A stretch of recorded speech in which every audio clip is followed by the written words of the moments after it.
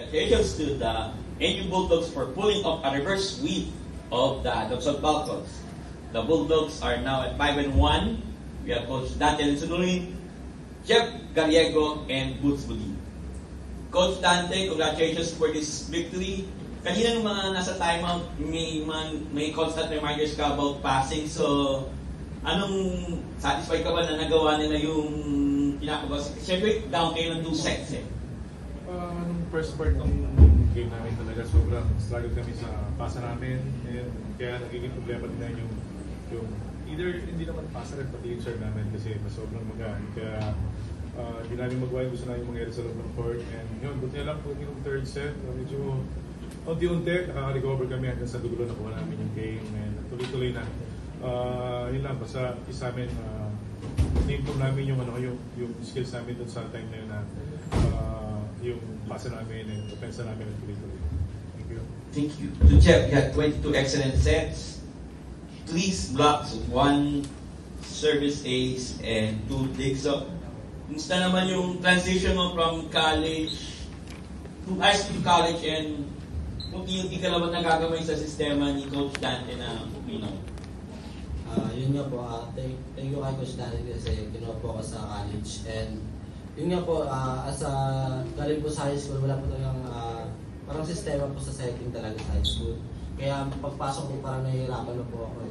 Then, nung after mga ilang months po, parang yun, nagamay ko na. Then, everyday po kasi pinaghihirapan namin, nag-extra po kami. Then, yun, sabi ni Coach Dante sa amin na kung ano yung ginagawa niyo, dapat lagyan niyo ng effort.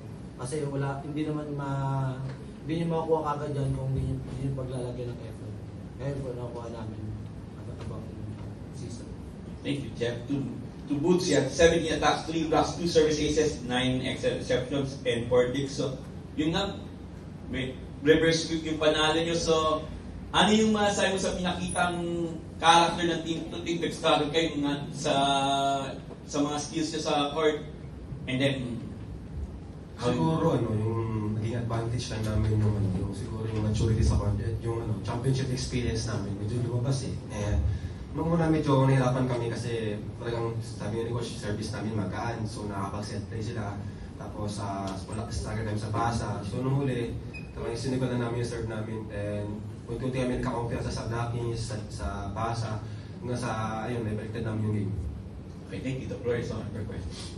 Coach, nung third set onwards, nag-pull kayo ng mga key substitutes, sina Jade tsaka itong si Jeff. Ano na lang masasabi mo sa naging performance nung dalawang off the bench nyo na nag-deliver sila to pull up the reverse sweep? Well, sa pagiging coach talaga, parang sa sitwasyon kasi, pagka kailangan talaga, sumusugal talaga ako sa sitwasyon. Kasi may tiwala ako na sa mga player ko na every time na train kami kasi lahat pinapagawa ko talaga. And kanina talagang nag-struggle si Greg and si Leo. Sabi ko, siguro ito na yung time na para magpalit ako. Ayun, siguro naging maganda lang siguro yung yung bunot ko. Nagtuloy-tuloy yung kumpiyansa nila and pagdating sa Nicole, sila yung talagang nagpanalo sa akin. Thank you. Coach, more importantly, ano na lang masasabi niya sa naging group ni Jeff over the past games na kayo sa struggle ng mga first games pero ngayon when you needed him the most, 22 excellent stretch of the day? Well, siguro, kaya ako pinuha yung batang yan, siguro yung karakter niya kasi nung high school siya talagang sobrang palaban. And ngayon, sa ginawang performance niya, siguro talagang sobrang maganda and kung ano yung gusto namin gawin sa loob ng court, sistema sa offense namin, nadala niya. And yung control niya sa bola, naging maayos na rin. Kaya yun, siguro sa akin, continue lang yung ginagawa niya, sigurado, malayo pa yung maaari. Thank you. Yung Jeff, and nabanggit first games, medyo nag-adjust ka pa to the college play, pero paano ka na lang naging patient throughout those games? Parang ngayon ito, isa sa breakout games mo this season sa collegiate career mo. Yun nga po sa past few games namin na hindi po ako nagagamit. And yun nga po, pag-subsub na po ako. Ginagawa ko palagi, ready po ako palagi sa bench kasi alam ko pong gagamitin po ako. And nasa mindset ko po na kailangan pag ginamit ako, gagawin ko yung best ko and 100% na makakaya ko sa team na may tulong. Ano na motivation mo for this game and sa last game ng first round na against USC na may isang magaling center din and in their team captain si Doc Siambaw? Ano na motivation? Yung motivation po ngayon is makuha po talaga yung title ngayon. And yun nga, sa team namin ngayon maraming bata. At yung motivation namin is maging champion para maging madali sa amin pag naalis na ibang seniors. Kasi marami pa po kami matitira eh. Then, motivation namin araw-araw na maging grateful na lang sa pag-isip.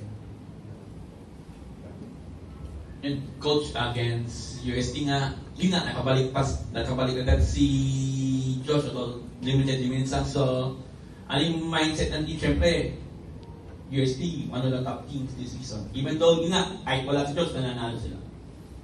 Siguro itong yung pagkapanalo namin to, medyo struggle kami ngayon sa mga first part na, and although nakuha pa rin namin yung game, siguro dadali namin to na mindset pa rin sa game sa USC na every time na may mga struggle sa mga first set, second set, kailangan tuloy-tuloy pa rin yung ginagawa namin para makuha namin yung panalo. Tubod yun nga, ito nga, last 2 games, napalalo kayo sa UP and Adamson. So, ano yung kailangan gawin para maiwasan yung mga ganitong tendencies heading to your match against USP on Sunday?